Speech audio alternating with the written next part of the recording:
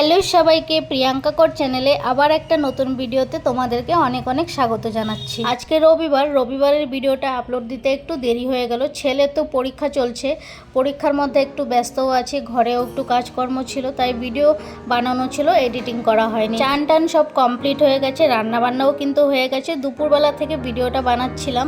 ঠাকুরকে দেখো এখন পুজোটাও দিয়ে দিলাম। অনেক দিন পরে বাজার থেকে ফুল নিয়ে আসা হয়েছিল। আজকে গাছে ফুল তেমন ফোটেনি, তাই বাজার থেকে ফুল নিয়ে এসেছিল সকালে ওর বাবা। ওই ফুল দিয়ে আজকে ঠাকুরকে পুজো দিয়ে দিলাম। আর তোমাদের ওইদিকে বৃষ্টি কেমন হচ্ছে? আমাদের এইদিকে তো বৃষ্টির কথা বলেই একদম লাভ নেই, চারিদিকে শুধু জল আর জল, যেদিকে যাবে সেদিকেই জল। এই কলকাতার দিকে এমনই একটা অবস্থা, একটু বৃষ্টি হলেই রাস্তায় জল জমে যায়। 2-3 দিন আগে জিরে ভাজা করেছিলাম, ভাজা করে জিরেটাকে গুঁড়ো করে রেখেছি, এখন কৌটোর মধ্যে ঢেলে রাখলাম জিরেগুলো। আজকে একটু রোদে দিয়েছিলাম, রোদে দিয়ে এখন কৌটোতে ঢেলে রাখলাম। আর আজকে রান্নাবান্না কি করেছি, আমার বর তো কোনোদিনও ঝিঙে খায় না, তাই বুদ্ধি করে আজকে ঝিঙে বাটা করলাম। আর এখানে কাতলা মাছের ঝাল করেছি। এতটুকুই রান্না করেছি। রবিবার ভাত তো থাকবে, ভাত করেছি। ঝিঙেটা আমার বর একদমই খেতে চায় না, ঝিঙে পটল কতগুলো সবজি একদমই খাবে না, তাই আজকে একটু বুদ্ধি করে ঝিঙে বাটা করলাম। ঝিঙে দিয়ে তরকারি তো অনেক রকম খেয়েছি, আজকে বাটা করেছি। ঝিঙে বাটাটা খেতে কিন্তু ভালোই লেগেছিল। আমাদের ঘরে বাটা কিন্তু আমার ছেলে সবচেয়ে বেশি পছন্দ করে, ওকে যে কোনো বাটা করে দেবে, যতই ঝাল হোক ও খেয়ে নেবে। চলো এখন ভাতটা বেড়ে নিই। বরমশাই গেছে চান করতে, ছেলেও বসে আছে। এবারে রান্নাবান্না আজকে কিন্তু তাড়াতাড়ি হয়ে গেছে। মাছ ছিল ফ্রিজে, বাজারে যেতে হয়নি, বাজারে গেছিলো শুধু ফুল আনার জন্য। ঝিঙে বাটা দিয়ে ভাত মাখলাম, ভাতটা মেখে ছেলেকে দুগাল খাইয়ে দিচ্ছি। বাটা দিয়ে খেতেও খুব ভালোবাসে, দুগাল খাইয়ে দিচ্ছি। ওকে প্রথমে জিজ্ঞেস করলাম কি দিয়ে খাচ্ছ, ও তো ডাইরেক্টই বলে দিল ঝিঙে বাটা, এটা আর কিছুই না। কি করে জানি ও বুঝতে পারলো। তারপর ওকে বললাম আমি, তোমার বাবাকে আর বলো না, এটা ঝিঙে বাটা, তুমি চুপচাপ খেয়ে নাও। রান্না বান্নাও শেষ, খাওয়া দাওয়া কমপ্লিট করলাম। এটা কিন্তু বিকেলবেলা, এখন হয়তো 5টা বাজে। ছেলেকে নিয়ে ছাদে যাচ্ছি, অনেক দিন পরে আবার ছাদে এলাম।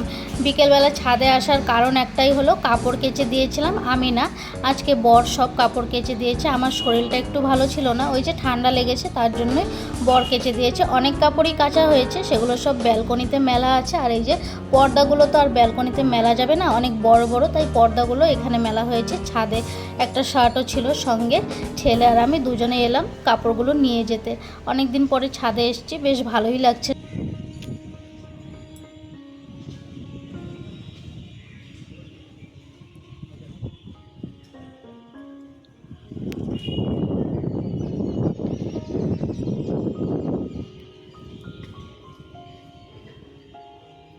আমাদের সঙ্গে আবার অনেকক্ষণ পরে দেখা হলো। এখন বাজে প্রায় রাত 9টা।